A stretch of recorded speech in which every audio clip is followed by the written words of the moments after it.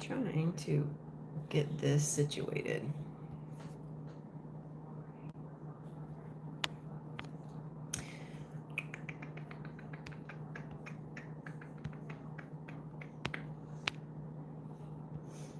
All right. There we go. Community moderation is taken care of, and yeah. Okay. Wow. They've like changed the screen with the lives, and there's literally like so much stuff on the screen now. It's like taking up the whole screen. It's crazy. Okay. All right. Per usual, going to give this an opportunity to go live. So if you're here on the replay, just go ahead and fast forward to approximately 3 to 5 minutes in, and that's where we will, as stated, approximately be beginning. Until then, I'm just going to wait for this to go live and get some of my grape flavored water.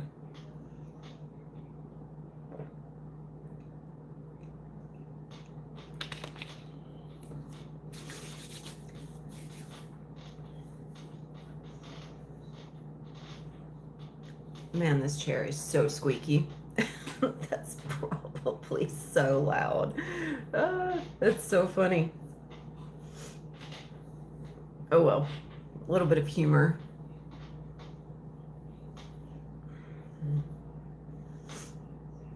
Okay.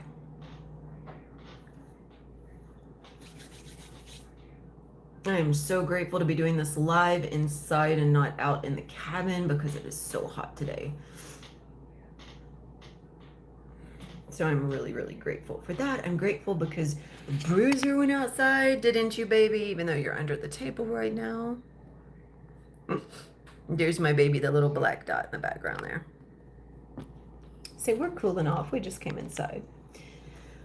Okay. I'm going to give this about another minute, and then we will begin exploring and discussing.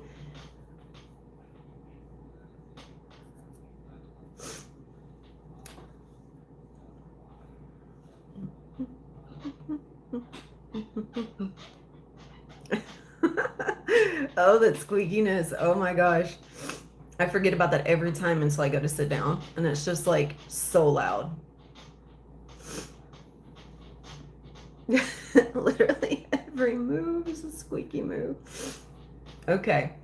All right, you guys. So I'm going to go ahead and begin about now. We're going to start discussing. I'm going to start dropping in some stuff. So actually, no, I'm going to fix my seat first and foremost. I'm going to fix the table on the seat so I can get a little bit more comfortable. Okay. That'll work. Okay.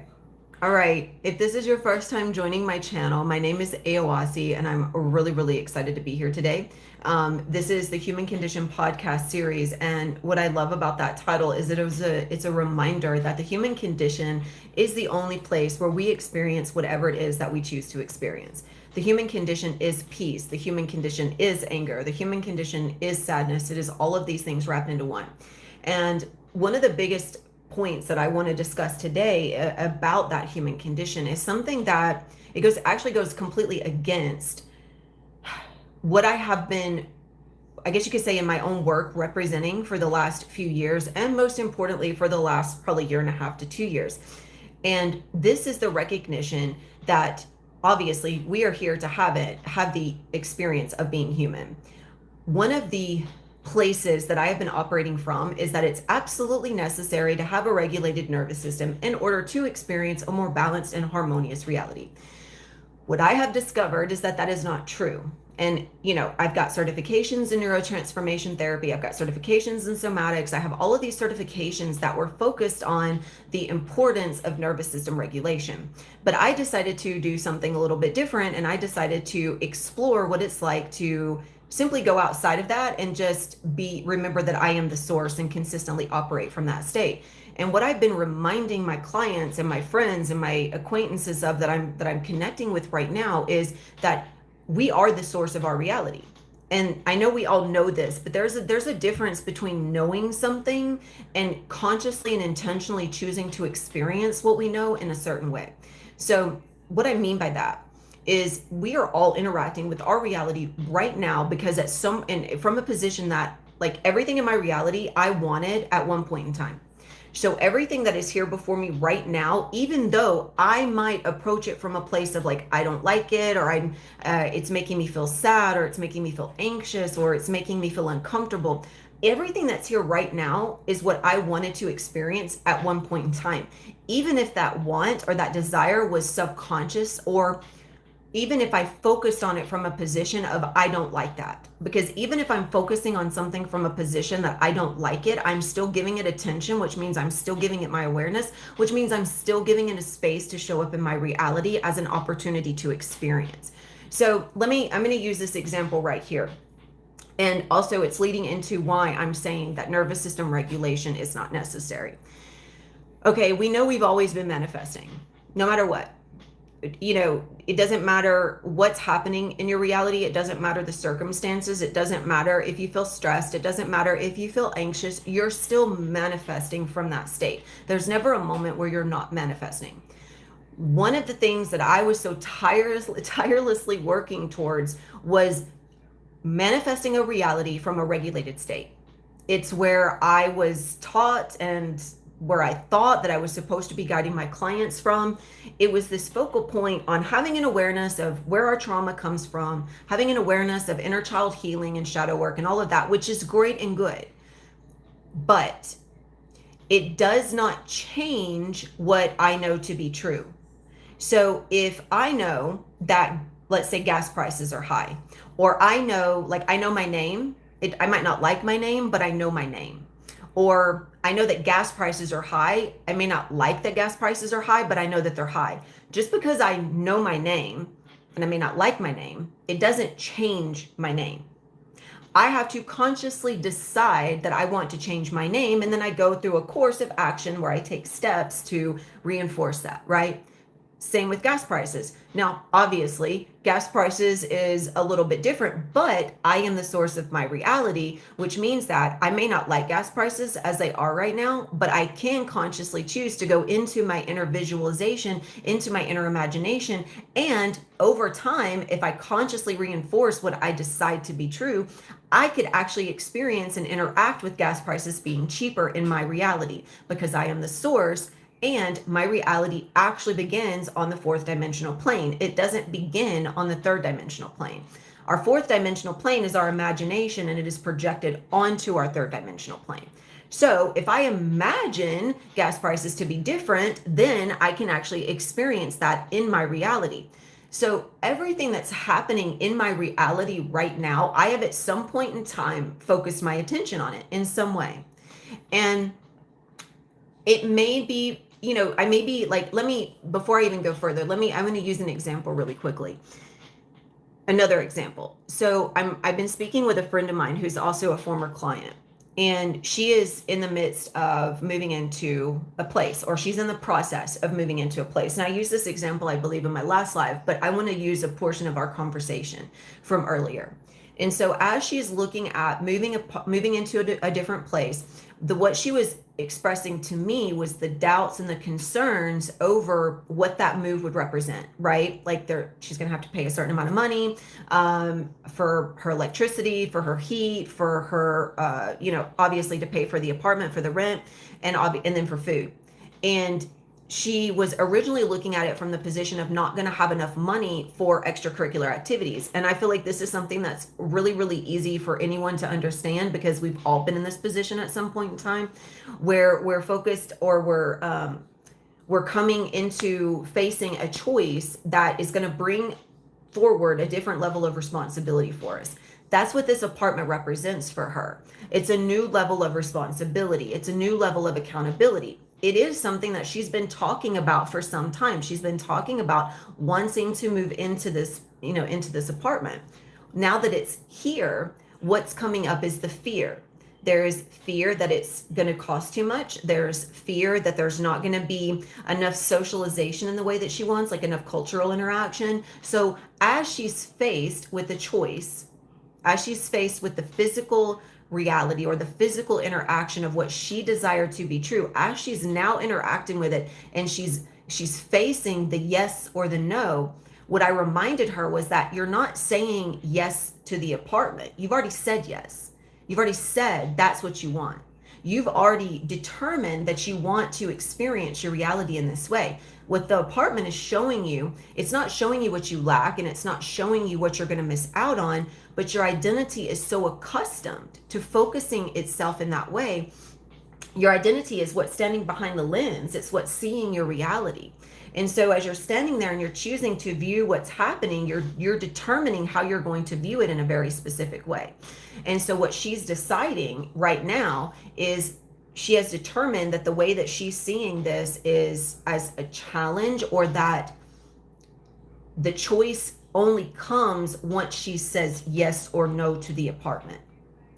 But see, internally, when we are consciously aware, when we know what we want and we consciously and intentionally attune ourselves to that, we say, I know I want to move into an apartment. And then I go into my visualization, I go into my imagination, and I envision that experience prior to it showing up. The apartment was always going to show up. It was never about the apartment showing up a very specific way, which is where our identity tends to approach things from. Because, for instance, in her identity, she has a list of things that she wants to experience with the apartment, right? Like I mentioned, cultural activities, being able to interact with certain age groups, being able to have certain extracurricular activities in the location, the size of the apartment, what it's going to look like.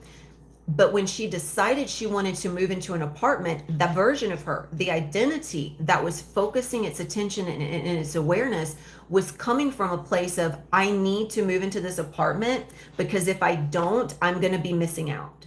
Or I need to move into this apartment because I need to live in a different location in order to experience more of life. The apartment was always going to show up. The money's always going to show up. Everything is always going to show up. It's simply which version of you are you choosing to focus your energy from? Are you going to see the apartment showing up as what it was always going to happen? Like that was always going to happen. But are you going to see that for what it is? Are you going to internally decide and know that it was always going to be true? Or now that it's here, are you going to look at it and see all the things that you lack and all the stresses and all the points of anxiety? So when I was speaking to her about this, and she also had the self-doubts and stuff coming up, we had a conversation around that. Like, just because self-doubt comes up, just because anxiety comes up, just because fear comes up, it doesn't mean you're doing something wrong. That's why the nervous system regulation is not necessary. And that means that in this moment, even though those things are coming up, even though the apartment is still coming to her, and it's been coming to her from that identity that is afraid of the responsibility, that is afraid of not being able to pay for it, that's afraid for all the things that have surfaced since being faced with the reality of the decision that was already internally acknowledged, because that's what happens in the 3D. Your 3D is simply just confirming what you have already internally decided on. Once it shows up, you're simply just interacting with it. And so now that she is faced with interacting with what she's already decided, it's the fear of the responsibility that comes with the reality of the experience. A lot of times we tend to desire and want things, but we're not accustomed to being responsible with what we desire or what we want. And not just that. That was also one thing I mentioned to her. I said, this apartment is showing you that you have an opportunity to step into a responsibility that you've been running from. And even whether you do or whether you don't, there is no wrong. There is always right, because this is your reality. You are the source. You are the creator. There is no wrong. Everything is right, no matter what you choose. It's exactly perfect. God doesn't make mistakes, and you are the extension of God, and you do not make mistakes. You create opportunities for experience, and that's how you get to interact with your reality. So I've been previously coming from this position that we have to regulate our nervous system so that we can experience our reality differently. Where I'm at now is that no, every single day I'm choosing to show up and decide internally, like I know what my name is. I'm deciding to interact with that version of myself consciously and differently. Just like I decided to change my name. I couldn't just want it to happen. I needed to consciously and decisively reinforce that choice. And also, even if I never did, let's say, like I said, subconsciously, you know your name, consciously, you know your name. You can go through life not liking your name and being affected by that, but still know it to be true. A lot of people like know that they want to experience more abundance. They consciously know that they want to be healthy. They consciously know that they want to experience, a specific person. They consciously know something to be available and to be true. They consciously know that it's accessible. But subconsciously, they are affected by certain interactions with those experiences. And so as you're interacting with your reality right now, how you choose to interact with that reality is what shifts your experiences. So if I want to, or no, let me not say want. Every single day, I choose to show up and acknowledge that everything that I want is already done. All I'm simply doing, there's a delay in my receiving of it. Okay. There's always like a lag in the 3D. So just like my friend has been talking about the apartment for like a year now, and it's here. Just like the things that I'm deciding to be true right now internally, that not only that I know to be true, but I am deciding to feel a certain way about, are going to come to me in time. They're going to arrive. They always do. It's not about changing them when they show up. It's about learning to interact with what you have already decided to be true from a place of freedom, of acceptance, of just acknowledging that your creation has showed up. But a lot of times we're so subconsciously and emotionally affected by that we think something is wrong. We think that, like for instance with Bruiser, I used to think that because I was doing all the inner work, I was doing all the inner child healing. Same with money. I was doing everything that I thought I was supposed to do in terms of self-help. You guys know I worked with my mentors over the last few months. And I am so grateful that I made that choice. And I'm so grateful that I had those experiences. But what I realized is that it almost felt like I was consistently trying to be regulated. And now I don't even think about being regulated, because what I've realized is that the dysregulation is where I regain my sense of power. Because if I can experience dysregulation, no matter what's happening, because I'm always manifesting, it doesn't matter if I'm anxious, it doesn't matter if I'm angry, it doesn't matter if I'm sad, it doesn't matter, none of that matters. What matters is right now how I choose to interact with that emotion. It's how do I choose to interact with my thoughts? How do I choose to interact with my reality? And if I choose to interact with my reality from a place of acceptance and gratitude and just allowing it to be there, if I don't try to force change or control what's here right now, I'm instead focusing on, in my imagination, the 4D and how I want the 4D to present the next printout of my experience, because the 4D is printing my experience onto the 3D. And my 4D is my imagination. So when I go into my imagination and I decide on what I want to experience consciously, not just because I know I could receive money, not just because I know I can move into a different apartment, not just because I know that like Bruiser will go to the bathroom, but how do I want to interact with that experience when it does show up? That's where the source of power comes in. So if I want to interact with that experience differently, I got to start practicing it right now. So I decide that no matter what happens, I'm going to be grateful. I decide that no matter what happens, no matter what thoughts, no matter what emotions, I'm always going to return to the imaginative state, the printout, the version of reality that I am projecting from the 4D onto my 3D. That's what I'm giving my focus. The 3D is just moving through. So if I go in and I focus my energy and my attention on my imagination is then pulled down into the 3D and it is printed for me to interact with. So whatever is happening right now, you have imagined at some point in time, and you are therefore interacting with your own imagination. So you're not trying to change it because there are no mistakes in your reality. But a lot of times when we're interacting with something that makes us feel a certain way, just like if I don't like my name, I decide I don't like it, it's going to make me feel a certain way. So therefore, every time I hear my name or I see my name, I'm going to have a certain feeling about the way that name makes me feel. Not because the name is bad, not because it's wrong, but because I decided that I know that I don't like my name. And if I have decided that I know that I don't like my name, then every interaction with my name is going to follow that same pattern of recognition. So what do? Well, I can change my name, or I can decide that I am in love with my name.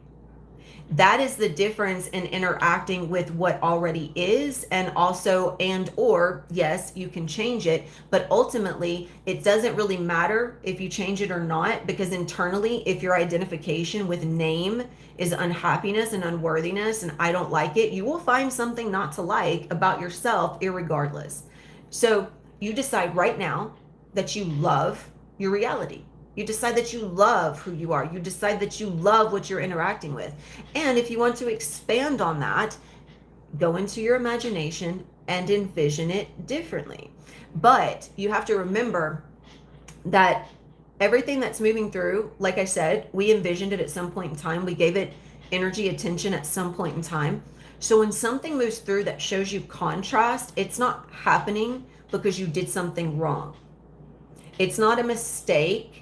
It's simply just a moment that's passing through, and it stays or it maintains itself dependent on how much energy, attention that you give it.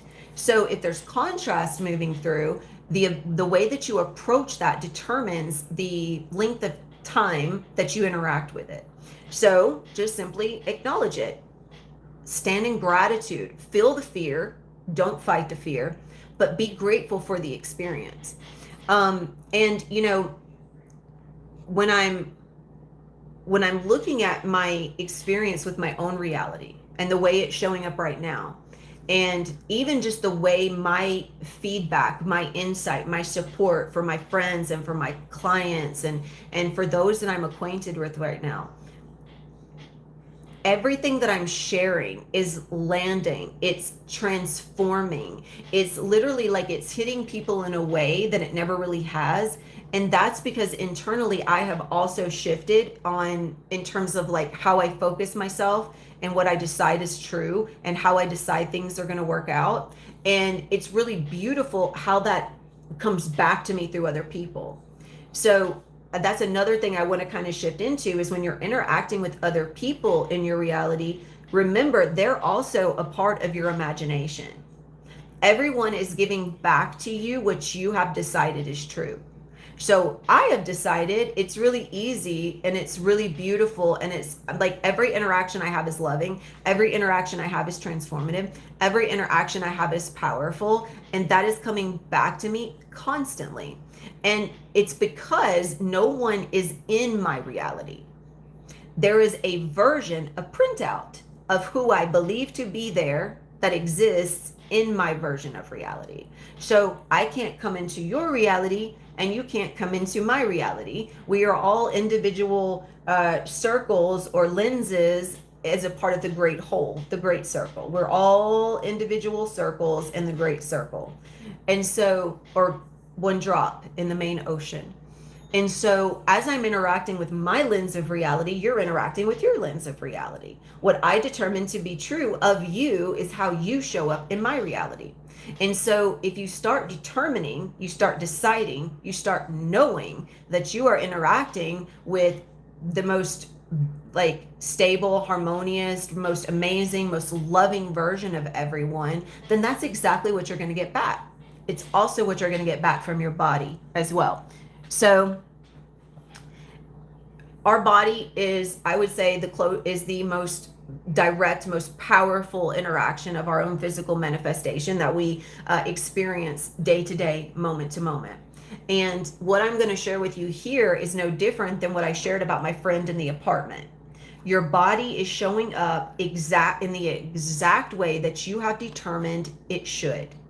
Your body, your finances, everything is showing up in the exact way that you have determined it should.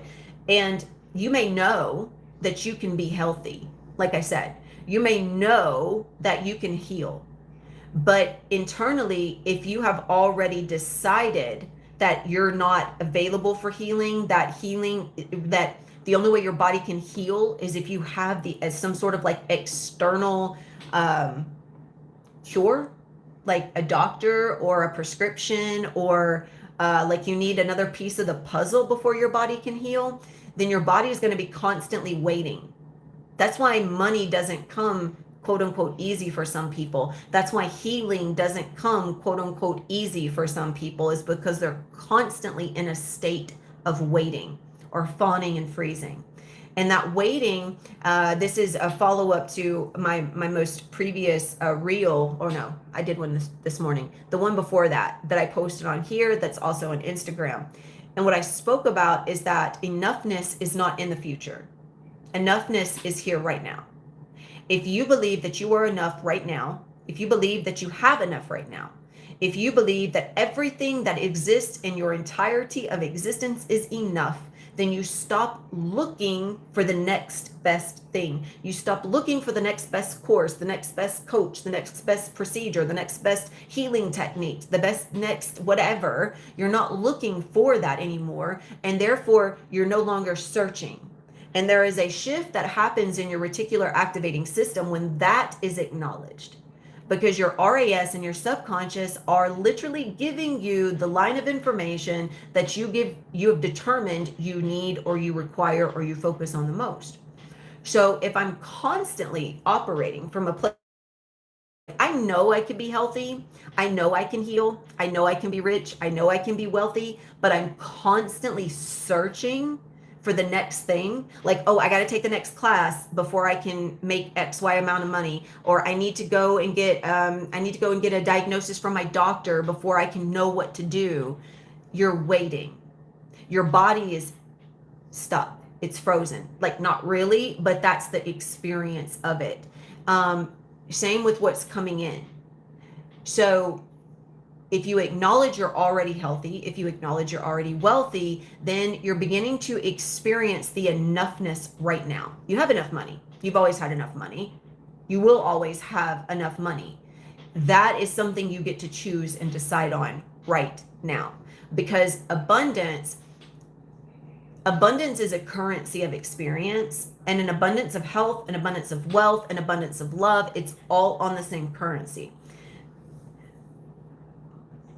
I love this. This is something that came through for me earlier. And speaking of money, I think of people that have won the lottery, and there's tons of people out there that have won the lottery, that have won millions of dollars, right? Millions of dollars.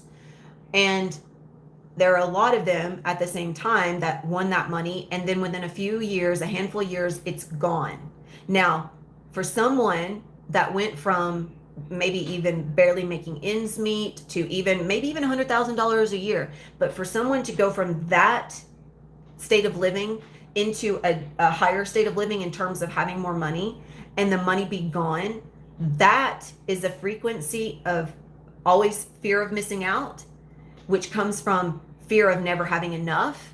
So if I fear I never have enough, I could receive $1 million right now, and I would either be really, really, really greedy, strict, stingy, and be afraid of losing it, or I would constantly be spending it because I would be afraid that I'm going to miss out on something if I don't spend that money. Because when we're not responsible internally for how we show up in our day-to-day lives, we could always get what we want. We already are.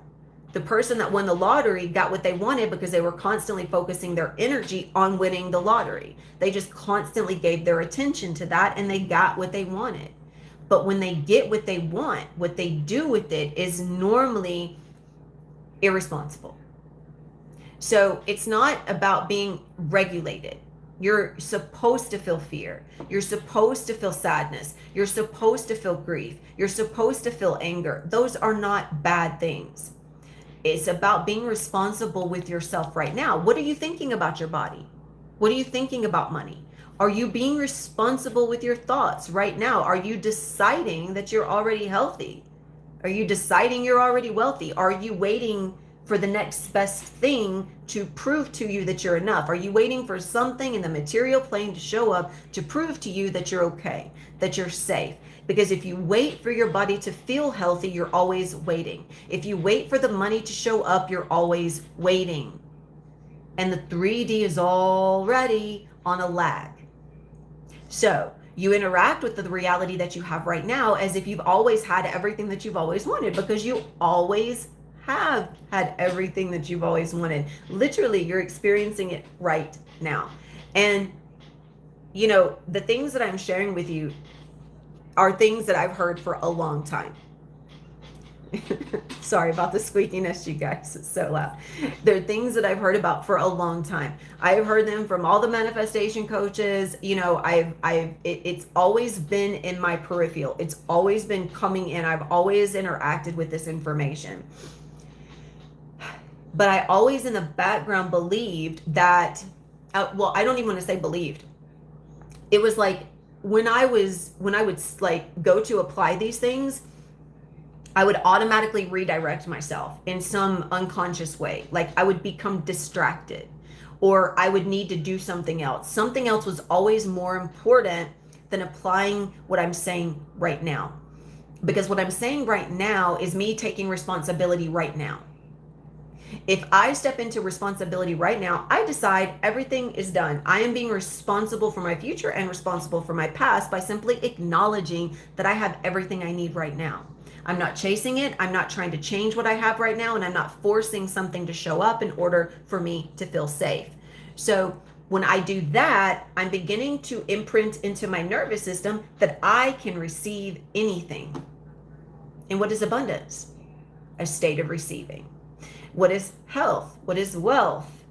Financial safety, financial security, emotional security.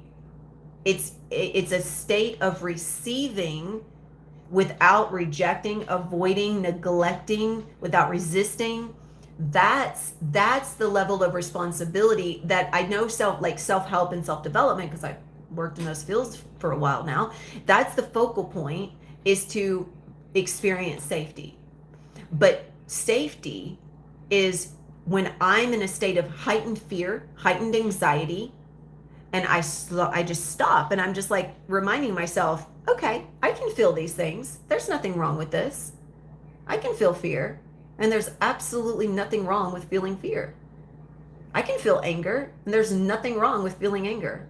I can feel sad, and there's nothing wrong with feeling sad. So I'm allowing the emotions to be felt, but I'm also not deciding. I'm not deciding that I know that they're bad anymore. Just like I'm no longer deciding that I know that my name is bad, or I'm no longer deciding that I know that gas prices are bad.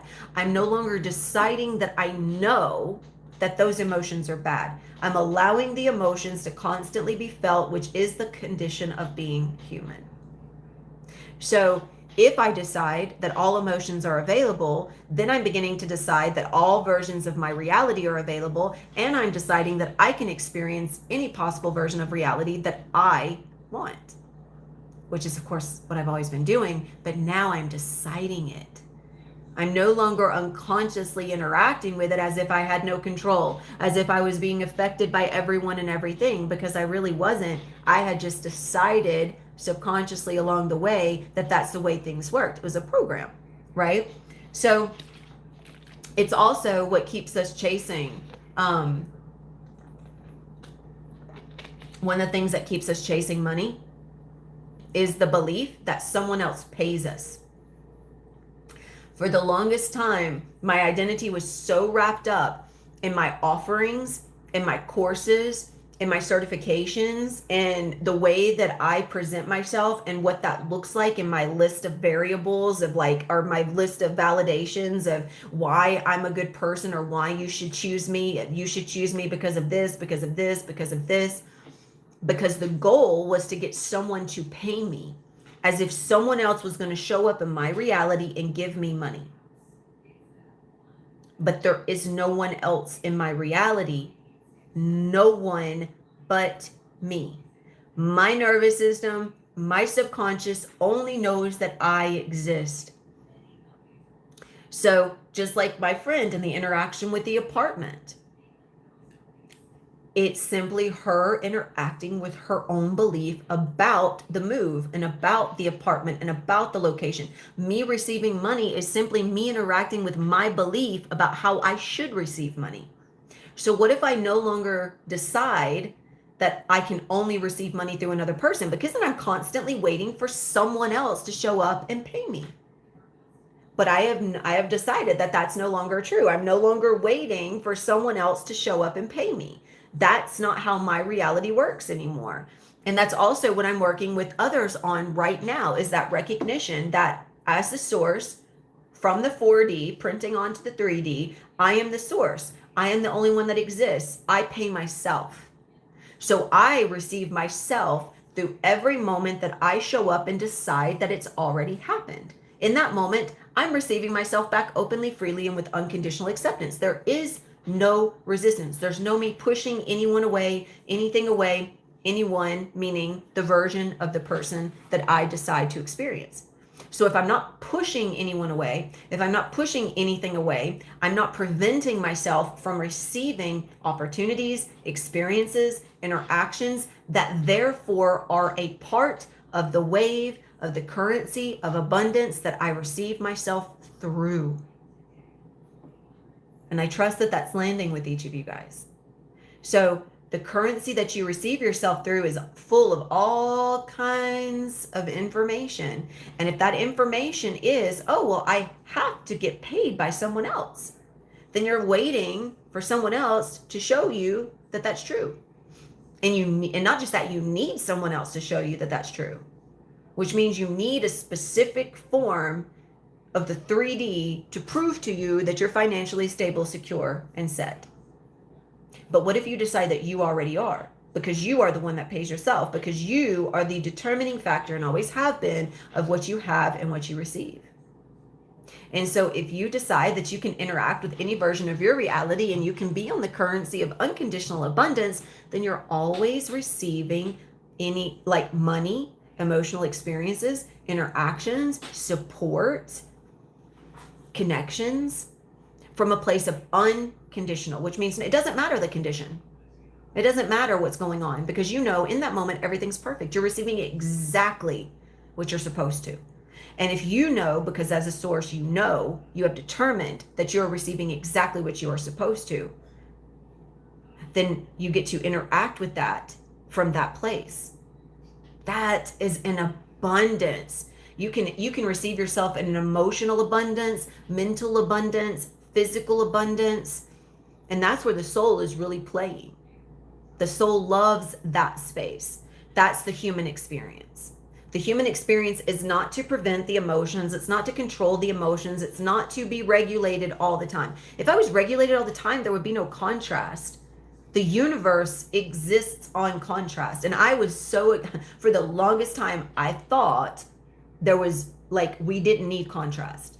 I really thought that we had to get rid of the negative. We had to rise into the positive. We had to elevate consciousness, that the collective was going to be elevated out of chaos, elevated out of the contrast.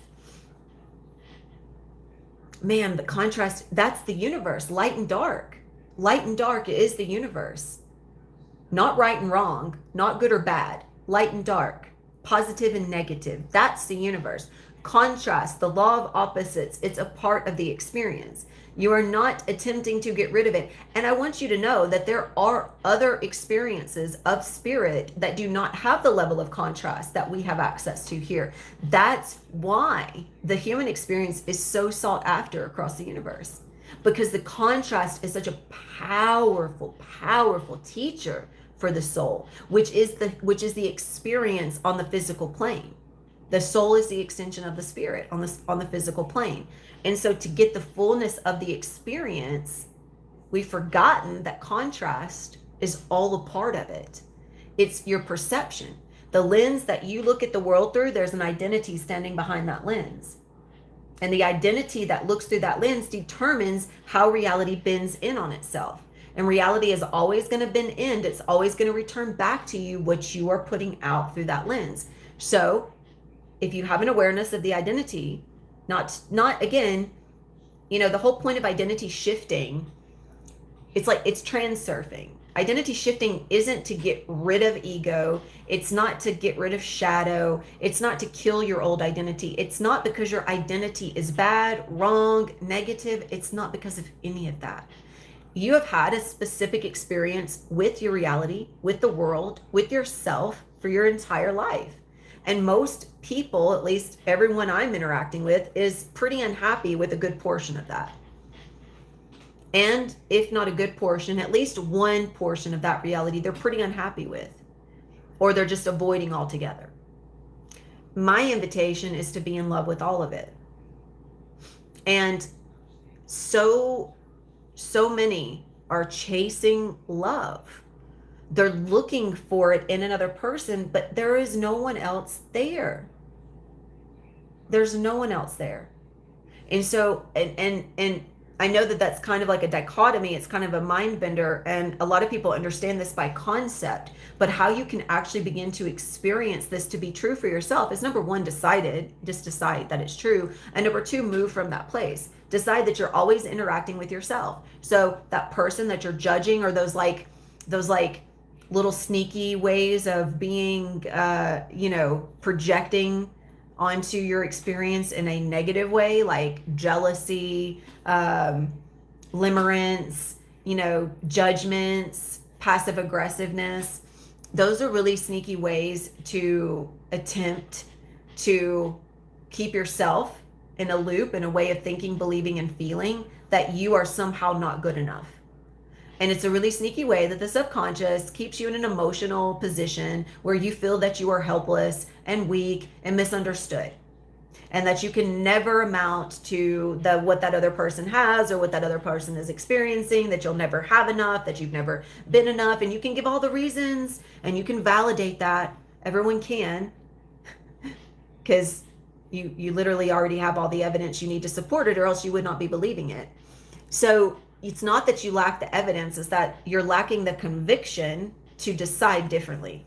Obviously, all you have to do is decide that you're not missing out on anything, that you have everything that other person has and more. It's just, are you choosing to go into that place and see that for yourself? Are you choosing the version that sees life differently? That's the reality shift. That's the identity shift. You move yourself in a position where the version of you that's looking through the lens sees it differently. It's not that everything really changed that much, but you changed internally. You decided differently. And that's identity is a frequency, and it's transmitting, and you're just receiving back your transmission. It's radio frequency, right? So you're transmitting that information and it's coming back to you through the 3D. You're printing it onto a surface for you to interact with. But not only do a lot of people just decide that it's complicated, and it's not. It's so easy. It's so easy to shift the experience with your reality. It's so easy to interact with your reality differently. It's so easy. All you have to do is decide it's not complicated. And I also want to remind you, and this is me further expanding on the conversation I have with my friend, just like I told her, and like I mentioned early on in the live, the choice is, like she mentioned, she's got to say yes or no to this apartment because the guy is waiting on her to sign the agreement. And that's where she feels a lot of self-doubt and a lot of fear is actually locking in the yes. Or there's some fear of missing out if she says no. And again, I reminded her, you're not choosing, that's not the choice. Just because you sign the paper or don't sign the paper, that's not the choice. You internally decide and you externally execute. Like you just are, well, let me rephrase that. You externally reinforce what you've already internally executed and which you have decided and where your conviction is. So that means that if you are truly internally, you know that you can experience any apartment and they're all perfect, then you you interact with that decision in the external differently. There is no right, there is no wrong. She doesn't have to say yes. She doesn't have to say no. It doesn't matter what she says. It's perfect. It's exactly as it should be. There's always plenty that you're going to learn from that experience. So if you want your 3D printout to start reflecting back to you easefulness, you have to first decide that everything is easy.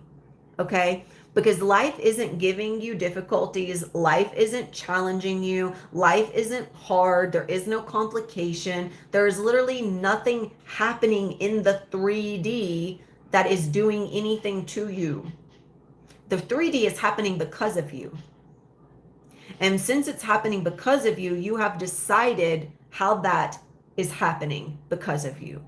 And so if you decide differently, then it happens differently, obviously.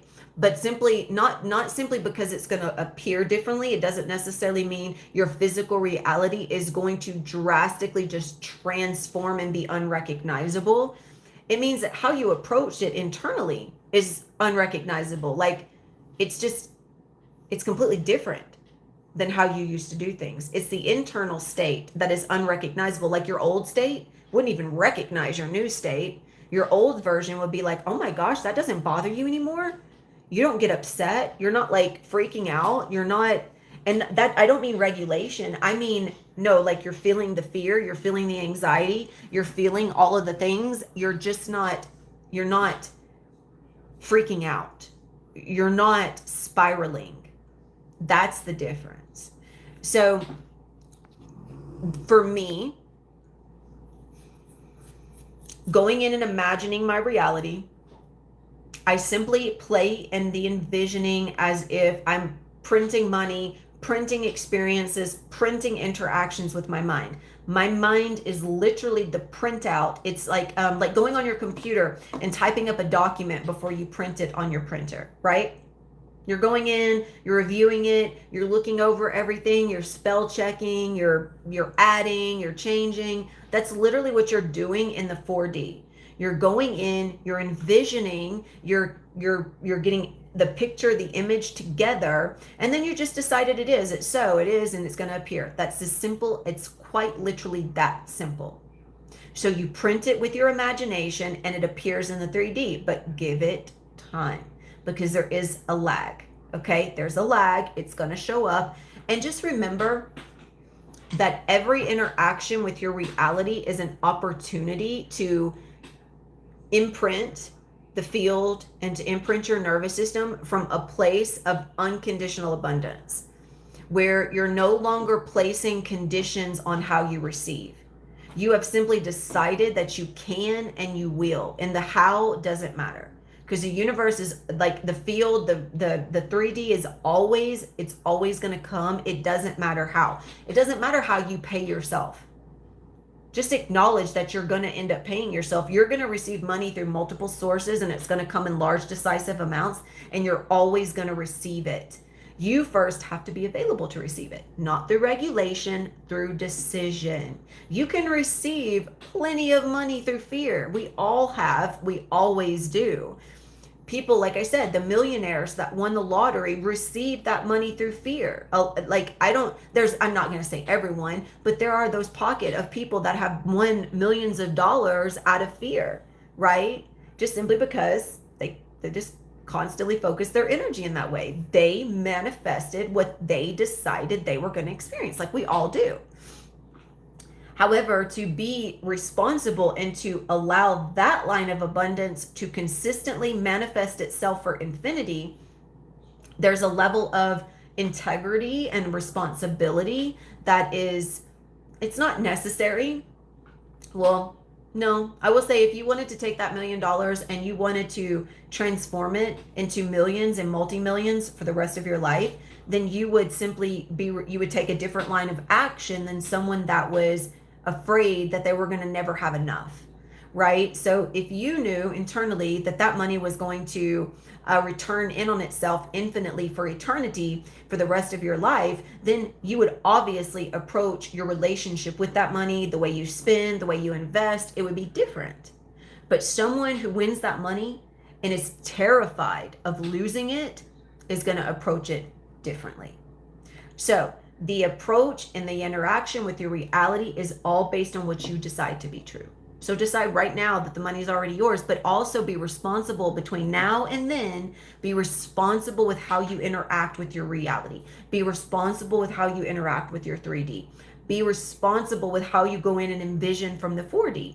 Be responsible with your emotions. Don't strive for perfection. Just acknowledge that it's already perfect. The emotion of fear is perfect. The emotion of anger is perfect. All of it's perfect. You're not forcing it to go away. You're learning to be in it and to simply be grateful that you're in it, because that is showing you an option. You have the option to stay there. I mean, obviously you want to move through it, but fear, just like every emotion, is just moving through. It's just passing through. Let the self-doubt pass through. Be grateful for it.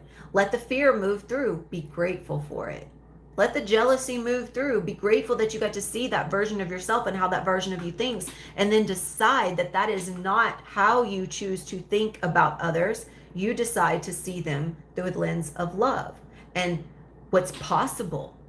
That's how I see, like, anyone that's winning and doing really, really good, even those that aren't. I love watching people win now. I used to be really, really, really triggered by that, because for me, that version of me believed that that was impossible for me, that I couldn't live that kind of life, that I couldn't attain that kind of wealth, that I couldn't experience my life in that way, that it was so complicated. And I assumed, because obviously I'm not really seeing them, I'm seeing the version of them that I think exists. I assumed that they had done all, like, they just, oh, well, people are just choosing them because they have certifications, because they have a doctorate, because they have this, because they have that. That's the only reason why they're being chosen. That's the way I used to think. And I wanted to secretly get close to them so that I could somehow manipulate them into supporting me. But I didn't want to be responsible for how I felt towards them, and instead redirect that into something more abundantly accepting. And so that's what I decided to start doing, is instead of seeing other people as a threat. And again, you can believe, here's another one. If you believe that other people pay you, if you believe that money has to come to you through certain avenues of payment, like a job, like a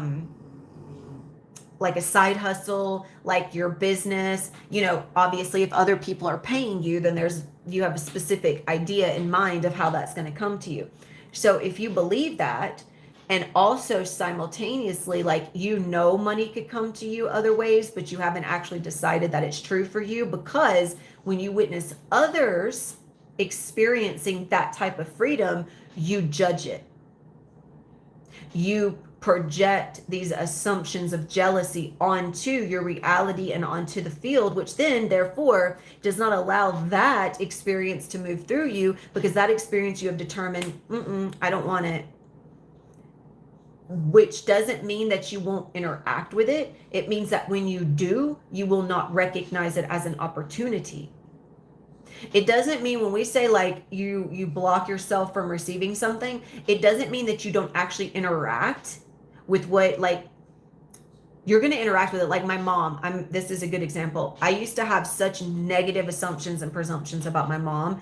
And anytime I would think of her, I would be angry. I would be frustrated. When she would speak, I would get agitated. So all of the energy directed towards that version of my mom in my reality was always coming from that negative space, right? It was always leaning into what's wrong. What does she need? It's all her fault. Really, really heavy stuff.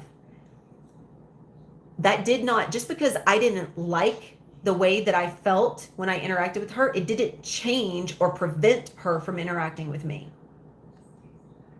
That's what I mean. I cannot like something all day long, but I'm still going to manifest an interaction with it, because even though I'm saying I don't like it, it doesn't change the end of the story. It doesn't change the outcome. I'm still going to have an interaction and an experience with it. It's just I'm not seeing the love in the experience. I'm just seeing what's wrong. That's the identity. That's the identity behind the lens, seeing what's wrong. But if I shift that, I can always see love. I can always see an abundance in the interaction. I can always see how much there is to be grateful for. When I start experiencing life that way, I become more open and available to see the opportunities that have always been there, but that I've always ignored because my RAS is always feeding me what's most familiar, which has determined that those things are not safe or not available for me, because I have been pushing them away through judgment, through fear, and through jealousy and all this stuff. So my invitation is to remember the human condition is to experience emotions. And so many, I see this in closing, I'm going to share this. I see across the world so many people trying to fight for peace. They are so heavily invested in what the government's doing or what the world is doing from a position of this country's right, this country's wrong. This country's bad, this country's good. This politician is right, this politician is wrong. This is good, this is bad. There is no one else out there but your own belief of what's happening. And so you can choose to constantly focus your energy on trying to force your opinion to prove to you that things can change. Or you can simply accept that peace is here right now. Again, I've said this so many times, if peace were to be found through going in and trying to save people and trying to, infiltrate countries or whatever the case may be, if that's how peace came about, there would be world peace, so to speak. But as a collective of information, there are more circles, more little independent circles choosing to view the collective information from the perception that all the things are wrong and they all need to be changed, and the only way they can be changed is if we physically do something like support one country over another. Like, we need to tell everybody how bad this country is and how good this country is, because that's the only way we can bring peace, is if this country is destroyed and this country is safe.